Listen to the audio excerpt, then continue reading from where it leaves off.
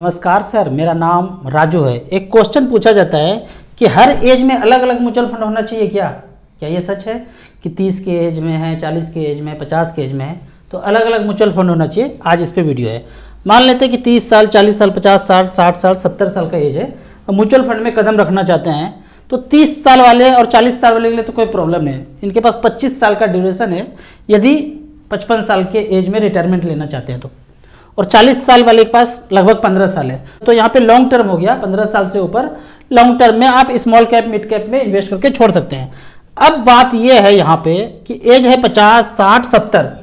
यदि आप पहले से इन्वेस्ट कर रहे हैं, जैसे मैं पहले से इन्वेस्ट कर रहा हूँ तो मेरा एज 50 और 55 हो जाएगा, तो क्या मैं उस म्यूचुअल फंड से निकल के कहीं और चला जाऊँगा?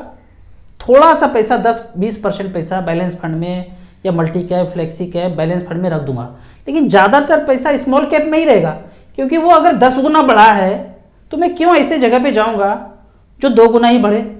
ऑलरेडी पहले से चल रहा है तो वहीं रहेंगे। अगर मान लीजिए 5 करोड़ से गिर के 2.5 करोड़ भी हो जाता है तो क्या प्रॉब्लम है? कोई विपत्ति नहीं आने वाला है। तो पहले से अगर मिड कैप स्मॉल कैप ज़्यादा अच्छा किया है, थोड़ा सा गिर भी जाएगा तो कोई दिक्कत नहीं है। लेकिन कोई व्यक्ति यहीं पे पहली बार शुरुआत करना चाह रहे हैं 50 साल, 60 साल, 70 साल में, तो उनका रिक्वायरमेंट पूछेंगे। आपको एकदम 5 साल के बाद पैसे का जरूरत है तो लार्ज कैप में, बैलेंस फंड में इन्वेस्ट करके छोड़ दीजिए। लेकिन पता नहीं है एग्जैक्ट कि 5 साल के बाद निकाल भी सकता हूँ, नहीं भी निकाल सकता हूँ।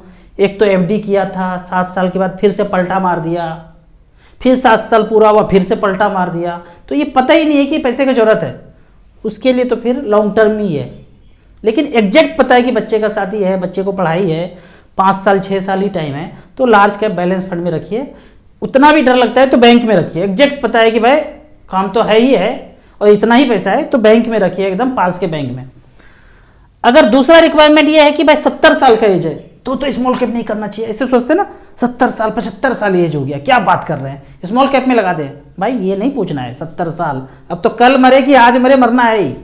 ये पूछिए कि पैसा करना क्या है। अरे ये तो मेरा छोटा वाला पोता है ना, उसके लिए छोड़ दूंगा। मेरा बेटा है ना, बिजनेस कर रहे हैं अभी, उनका भी अच्छा खासा चल रहा है, लेकिन 10 लाख रुपए हम उनके नाम पे छोड़ना चाहते हैं, वो उनको जाएगा ना, हम अभी जा रहे हैं, बाकी तो रहेंगे ना धरती पर बचे हुए। तो वैसे स्थिति में रिक्वायरमेंट पूछना है, एज नहीं पूछना है। फिर 10 साल 15 साल टाइम अगर है गिफ्ट करने के लिए तो इक्विटी म्यूचुअल फंड में कदम रख सकते हैं। एकदम टाइम नहीं है, जब मर्जी तब खर्च कर सकता हूं तो बिल्कुल नहीं करना है। सेविंग अकाउंट में पैसा रखिए और उससे अपना जीवन यापन कीजिए। तो यहाँ पे रिक्वायरमेंट आ जाता है, यदि कभी भी नीड है तो आप म्यूचुअल फंड में मत घुसिए। जहां पे पैसा कैश में पड़ा है, अकाउंट में पड़ा हुआ है, सेविंग अकाउंट में है, वैसे रखिए। लेकिन आप चाहते हैं कि 5 लाख रुपए चिल्ड्रन के लिए लगाना चाहता हूं, बच्चे छोटे हैं, फिर स्मॉल कैप में लगा के आप छोड़ दीजिए। लेकिन आप कहते हैं कि नहीं 5 साल ही टाइम है, 1-8 साल इधर उधर कर सकते हैं, फिर आप लार्ज कैप में रखिए और ये मान के चलिए कि ऊपर नीचे हलचल हो सकता है, बैंक से थोड़ा सा ज़्यादा रिटर्न मिल जाएगा लार्ज कैप में। 5 साल के ही अंदर ही पैसा निकालना है तो क्वेश्चन एज नहीं होना चाहिए, रिक्वायरमेंट होना चाहिए। अब अभी जो चल रहा है मार्केट लगभग लाइफ टाइम हाई पे चल रहा है, तो अभी एक तरह का एडवर्टाइज हो चल रहा है कि 3 साल में 43% का रिटर्न दे दिया मिड कैप ने, स्मॉल कैप में। वो 3 साल यहाँ से जोड़ रहे हैं। जब मोगेम्बो खेल खेला था भूतकाल में, यहाँ मार्केट गिरा था, यहाँ से यहाँ तक का रिटर्न दिखा रहे हैं 43%, 43%, 43%, 43% का कंपाउंडिंग रिटर्न मिला। तो ये जो चीज़ है ना एडवर्टाइज जो चल रहा है ये मिसलीडिंग है। आप यहाँ से कैलकुलेट करेंगे पीक से लेके और अभी के पीक तक तो पता चलता है 18-19% का रिटर्न मिल रहा है। लेकिन बॉटम से पता करेंगे तो 3 साल, पिछला 3 साल, अभी से जो नीचे बॉटम था वहाँ से पता करेंगे तो पता चलता है कि 43% का कंपाउंडिंग रिटर्न मिलता है। ये मिसलीडिंग है। कैसे? इसको ऐसे समझिए, एक दिन आप घूमने जा रहे थे, ऐसे करके घूमते रोड पे जा रहे थे, 100 रुपया का जेब से नोट गिर गया, हाहाकार मच गया। भाई 100 रुपया ही दिए थे पॉकेट खर्च के लिए, 100 रुपया गिर गया। दूसरे दिन फिर उसी रास्ते से घूमे, पहले दिन खोजे मिला नहीं, दूसरे दिन फिर उसी रास्ते से गुजरे तो वो 100 रुपया फिर से मिल गया। तो क्या उछलने लगेंगे, अरे 100 रुपया का तो आज गेन हो गया, मजा आ गया, 100 रुपया का गेन हो गया। वो पिछला भूल गए, वही पैकेट से गिरा था वही जेब में फिर से आ गया। तो यहाँ पे कोई वृद्धि नहीं हो गया, जो पैसा गिरा था वही मिल गया। ठीक उसी तरह यहां से ये गिरा और फिर बढ़ा, तो इससे ही काउंट नहीं करेंगे आप। जो पहले से म्यूचुअल फंड कर रहे हैं हमारे जैसे लोग, तो हम नहीं कहेंगे कि 100% बढ़ गया, नहीं बढ़ा है 100%, 20-30% का ग्रोथ हुआ है। लेकिन जो यहां पे पैसा इन्वेस्ट करेंगे उतना लकी आदमी उस समय तो इतना कोई लकी था ही नहीं, वो मोगेम्बो ही था, उन्होंने ही पैसा यहाँ पे इन्वेस्ट किया, ज़्यादातर लोग तो निकाला ही, जमा नहीं किया। तो यहाँ से यहाँ काउंट करेंगे, कोई भी अगर आपको दिखाता है ना 40% का रिटर्न, 50% का रिटर्न, 32% का रिटर्न, तो इस तरह से समझ जाइए कि जेब से पैसा गिरा था और फिर मिल गया, तो उसी को एडवर्टाइज कर रहे हैं। आगे बढ़ते हैं। जो व्यक्ति 10 साल, 15 साल, 20 साल से इन्वेस्ट कर रहे हैं मार्केट में, तो मार्केट लगभग अभी पोर्टफोलियो लाइफ टाइम हाई चल रहा है। ऐसे स्थिति में कोई नीड है, कोई ज़रूरत है, पहले से इन्वेस्ट कर रहे हैं। जैसे मैं अभी इन दिनों काफ़ी पैसा निकालना हूँ ज़रूरत के हिसाब से, खटारा कार में चल रहे हैं, नया कार चाहिए 10 लाख का, एकदम निकालिए पैसा बिंदास। घर में पेंट करना है, 10-15 साल बीत गया, पेंट नहीं किए, 5 लाख रुपए निकालिए, फाइनल विड्रॉल मारिए, रिडीम कीजिए और घर में चकाचक करवाइए। पता तो चले समाज में कि पैसा आ कहाँ से रहा है, मार्केट से, म्यूचुअल फंड से, मच फंड से आ रहा है। पेंटिंग कराइए, लोगों को भी बोलिए तुम भी लगाओ, ऐसे देखो बवंडर हो रहा है। और ज़्यादा पैसा है, काफ़ी पैसा लगा के रखे हैं, ड्राइव खुद से करते हैं, बंद कीजिए। एज हो गया 50-55, एक ड्राइवर रखिए 15,000 से 20,000 के बीच, उनको भी काम मिल जाएगा, उनका भी घर चल जाएगा। अगर ये सब नहीं करेंगे ना, 1 करोड़ का 2 करोड़ हो गया, 2 का 5 करोड़ हो गया, अब ख्वाब सजा रहे हैं कि 10 करोड़ हो जाएगा तब कुछ करूँगा, कुछ नहीं कर पाएंगे। आदत हो जाएगा इसी तरह से जीने का, कर ही नहीं पाएंगे खर्चा।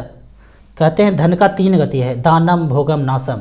मैं इसी को दान बोल रहा हूँ कि किसी एक व्यक्ति को आप नौकरी दे दिए, उसी को आज के डेट में दान बोल दिया। अब भोग भी हो गया कि भाई गाड़ी खुद नहीं चला रहे हैं, पीछे बैठ रहे हैं, उनका भी घर चल रहा है, हमारा भी इंजॉयमेंट हो रहा है, तो दान भोग इसी तरह से हो गया।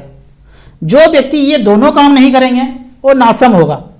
और कंपनी का वैल्यूएशन बढ़ा रहे हैं, 10 करोड़ हो जाए, 100 करोड़ हो जाए, क्या फर्क पड़ता है ज़िंदगी में, वो कंपनी का वैल्यूएशन बढ़ रहा है आपके पैसे से।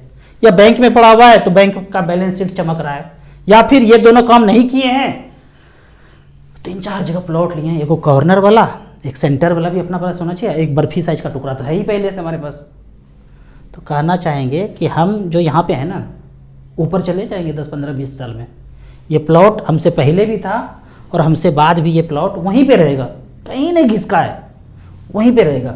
तो बेहतर है कि पैसा अगर बढ़ गया है, लाइफ टाइम हाई चल रहा है, तो वहाँ से पैसा निकाल के खर्च करना शुरू कीजिए। अब आप कहते हैं कि म्यूचुअल फंड में मैंने कभी आज तक इन्वेस्ट ही नहीं किया, 15 लाख रुपया है, आपका वीडियो देख के बताइए लगाना चाहते हैं, और मुझे रेंटल इनकम भी चाहिए, 15 लाख लगा के 10,000 रुपये चाहिए।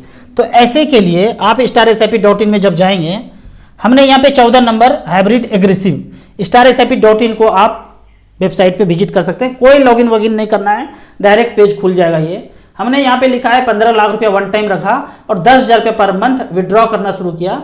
पिछला 10 साल का यहाँ पे रिकॉर्ड बता रहे हैं। पहला फंड आता है SBI इक्विटी हाइब्रिड, 15 लाख रुपया यहाँ पे झोंका 2013 में। रिकॉर्ड तो पीछे का ही बताएंगे, फ्यूचर का तो दिखा नहीं पाएंगे, बुद्ध और महावीर तो है नहीं, भगवान की तरह पीछे आगे का बता देंगे। इतना है कि bank, post office, safe, safer, safest से आपको 2 गुना रिटर्न लंबे समय में म्यूचुअल फंड यहाँ पे आपको दे देगा। तो यहाँ पे एक रिकॉर्ड देखते हैं कि 15 लाख रुपए 2013 में रखा और इमीडिएट अगले महीने से 10,000 रुपये पर मंथ लेना शुरू कर दिया 2023 तक। तो टोटल विड्रॉ किया 12,50,000 और आज बैलेंस बचा है, वो जो 15 लाख लगाए थे 49,88,000 ये बैलेंस बचा है। जो खाए हैं दोनों को जोड़ेंगे तो 62,38,000 रुपया मिला है। ये फंड का नाम है SBI इक्विटी हाइब्रिड। दूसरा फंड है ICC potential equity and debt. यहां पे 15 लाख रुपया झोंका था तो 12,50,000 रुपया विड्रॉ कर लिए और बैलेंस बचा है 57 लाख रुपया। तीसरा फंड है HDFC हाइब्रिड इक्विटी, बैंक वाला तीनों बता रहा हूं, SBI, HDFC, ICICI, तीनों में 5-5 लाख रुपया लगा छोड़ देंगे। 15 लाख रुपया यहां पे वन टाइम लगाया है, 12,50,000 रुपया ले लिया और यहाँ पे 49,27,000 रुपये बचा है। तो यहाँ पे यदि आप 15 लाख रुपए लगाते हैं तो 10,000 रुपये कांस्टेंट मिलता रहेगा। मार्केट है, ऊपर नीचे होता है, पर वो हलचल 15 लाख में होगा, ऊपर नीचे वो होगा। मतलब ये जो पैसा बढ़ेगा घटेगा, ये रोज इसमें हलचल होगा। 49 से 48 हो सकता है, 48 से 52 हो सकता है, और लास्ट में कितना मिलेगा वो देखा जाएगा इसमें। लेकिन ये जो कांस्टेंट 10,000 रुपया है ये आपको मिलता रहेगा, इसमें कोई हलचल नहीं होगा मार्केट का, ये आपको कांस्टेंट मिलता रहेगा।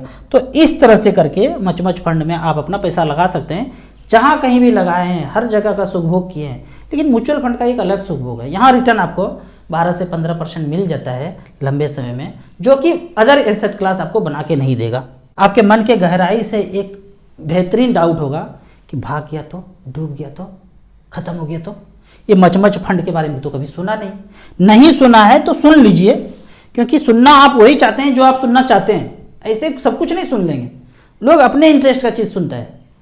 तो यहाँ पे अगर देखा जाए 1995 में एक फंड शुरू हुआ था HDFC फ्लेक्सी कैप, लगभग इसी दौर में सारा म्यूचुअल फंड शुरू हुआ था 93, 94, 95 में।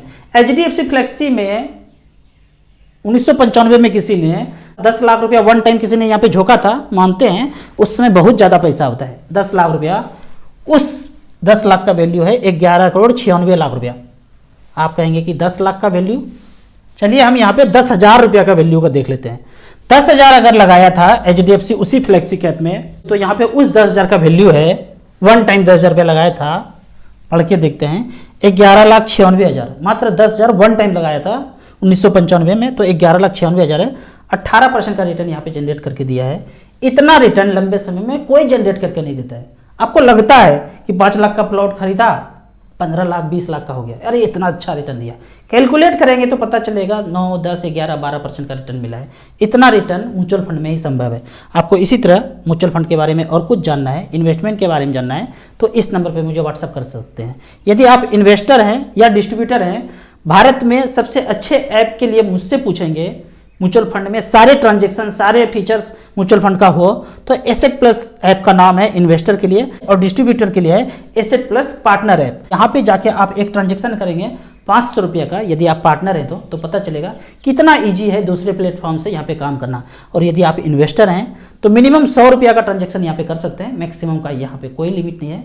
वीडियो अच्छा लगे तो व्हाट्सअप यूनिवर्सिटी में दोस्तों के बीच इसे जरूर शेयर करें। यूट्यूब पे देख रहे हैं तो लाइक एंड शेयर जरूर करें। Thank you so much.